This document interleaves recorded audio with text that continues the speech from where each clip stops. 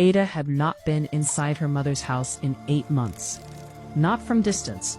She lived 40 minutes away in Engwo, close enough that the guilt of not coming more often had its own specific weight. But there had been the baby, and the shop, and her husband Chidi's back problem, and the particular way that life fills every available space with its own emergencies, until the important things become the things you will do next week, and next week, and next week. She pushed open the door and the smell hit her first. Not a bad smell, just the smell of a sick person living alone. The particular staleness of a house where the windows have not been opened enough, and the cooking has become simpler and simpler, because standing for long has become a negotiation. Mama Chuku was in her chair. She had dressed. That was the first thing Ada noticed. Her mother had put on her good Ankara blouse, the blue one with yellow flowers that she wore for visitors, and she had done her head tie neatly. She had dressed for Ada's arrival, the way she used to dress for church, which meant the visit mattered, and also meant she had spent energy she did not have on appearing not to need what she needed. Ada set her bag down and did not comment on the blouse. She just held her mother's hands and looked at her properly, the way you look at someone when you have stopped pretending you don't see what is in front of you. "How long?" she asked. "The diagnosis was 3 weeks ago," Mama Chuku said. "That is not what I asked." "Then, I have not been well since August." It was November. Ada found things. She found them the way you find things in a sick person's house when you begin to pay attention. Slowly, then all at once, each discovery opening into the next, like rooms in a house you thought you knew. She found the medicine on the kitchen shelf.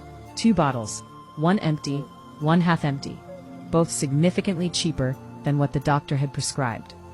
She found the receipt from the clinic, folded and refolded until the paper was soft, with a payment plan handwritten in the margin that Mama Chuku had clearly been managing alone. She found the food situation. The pot on the stove had been cooking the same soup for 3 days, stretched and reboiled because going to the market required energy, and energy had become the new currency, spent carefully, hoarded, allocated only to the most necessary things. She found the letter from Sunday. It was in the small ceramic bowl by the door, where important things collected. A bowl Ada recognized from childhood, terracotta with a chipped edge that had been chipped for as long as she could remember. The letter was dated October. It was 3 paragraphs.